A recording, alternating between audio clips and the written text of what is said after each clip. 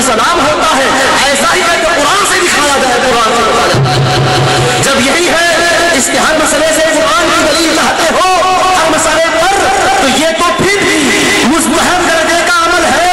یعنی کرے تو ثواب، نہیں کرے تو کوئی گناہ نہیں، پر نماز تو کرنا ضروری ہے، کرے تو گناہ نیکوکار ہوں گے، نہ کرے تو گناہگار ہوں گے، ماننا ضروری ہے، انکار کرے تو اسلام سے خارج ہو جائیں گے۔ اتنی اہم عبادت ہے، خدا کا کلام ہے، صبح قیامت تک آنے والوں کے لیے ہدایت کا ضمانت دینے کا پورا اپنے اندر انتظام رکھتا ہے۔ ایسی پاکیزہ کتاب میں جب ہر ایک کے لیے چیلنج اس کتاب میں کیا جا رہی ہوتی، اس میں شک کی گنجائش نہیں ہے، تو پھر کیا وجہ ہے کہ 2 رکعت کا بیان بھی اس نے نہیں کیا پورے قرآن کریم کے اندر تفصیل کے ساتھ ہر ایک مسئلے کو الگ الگ کر کے۔ یہی روزے کا حال ہے، روزے کو اللہ نے فرض کیا، مگر مجھے بتاؤ سحری بھی کرتے ہو کہ نہیں کرتے ہو؟ اور رب نے قرآن میں کہاں کہا ہے کہ میرے بندوں روزہ رکھنا ہو تو سحری کر کے روزے کو شروع کرو، اور جب سورج ڈھل جائے تو کھجور کھا کے پانی پی لیا کرو۔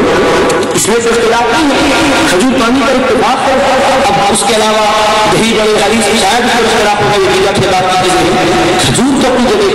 پانی تو اپنی جگہ، قرآن میں یہ کہا گیا ہے، اللہ نے کہا فرمایا کہ کھجور کھاؤ، پانی پیو، سورج ڈھل جائے، غروب ہو جائے۔ حالت اہم ہے یا نہیں بھائی؟ روزہ اہم ہے،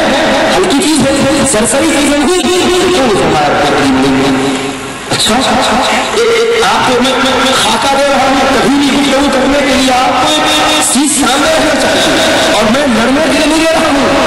ہمارا مزاج لڑنا یا لڑانا نہیں ہے، ہم ان پیارے دوستوں کو بھی چاہتے ہیں۔ ابھی آپ نے سنا کہ مولانا حامد قریشی سے سرور کائنات علیہ السلام کیا ہے؟ قرآن کہتا ہے عزیز علیہ ما عنتم، کہ تمہارا مشقت میں پڑنا میرے حبیب پر ناگوار گزرتا ہے، حریص علیکم، تمہاری بھلائیوں کے چاہنے والے ہیں، پیارے آقا کو فکر ہے کہ امت کی نجات کی فکر ہے، اور چند لوگوں کی نہیں پوری کائنات میں جتنے بھی ہیں ان کی ہدایت کا پیغام لائے ہیں، اور یہ کہ پیارے آقا درد رکھتے ہیں، سب کی ہدایت کے لیے آقا آئے ہیں، اس لیے فکر ہے، پتھر بسانے والوں کے لیے بھی نجات کی فکر کرتے ہیں، ہم پر شرک و بدعت کے فتویٰ دینے والوں سے ہم بھی وہی جذبہ رکھتے ہیں۔ پیارے آقا کے صدقے میں کہ پیارے دوستوں،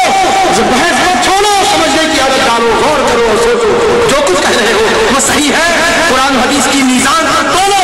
حق ہے تو ٹھیک ہے، غلط ہے تو اپنے نظریے کو بدل ڈالو، قرآن کو مت بدلو، حدیث کو مت بدلو، اپنی فکر کو بدل ڈالو۔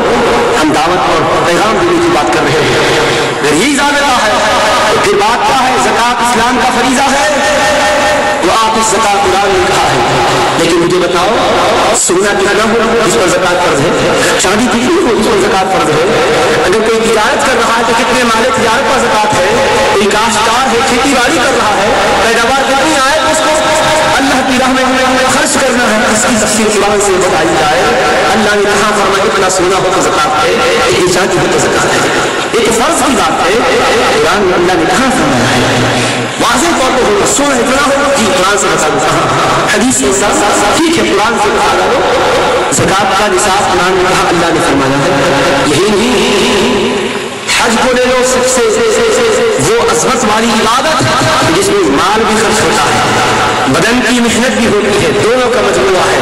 اور ان کی عمر میں ایک بار فرض ہے۔ حج کرنے والوں حج کو جاتے ہو، قرآن میں حج کا تو ذکر آیا ہے، لیکن حج کو جاتے وقت کیا کرتے ہیں؟ ہم احرام باندھ کر جاتے ہیں، ایک چادر تہبند کے طور پر باندھ کے، ایک چادر پر سر لیتے، 2 رکعت احرام کی نماز ادا کرتے، پھر خوشبو کا استعمال نہیں، سر کو نہیں ڈھانکتے، چہرے کو کپڑا لگنے نہیں دیتے، خوشبو استعمال نہیں کرتے،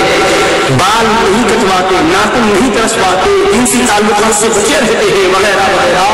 اتنا اہم ترین معاملہ ہے، قرآن کی کون سی آیت میں اللہ نے فرمایا ہے کہ میرے بندو حج کے لیے اٹھ کے جب آؤ، احرام باندھ کر آؤ اور یہ ساری پابندیوں کا لحاظ رکھو، اتنا اہم معاملہ ہے، قرآن نے کیوں بیان کیا؟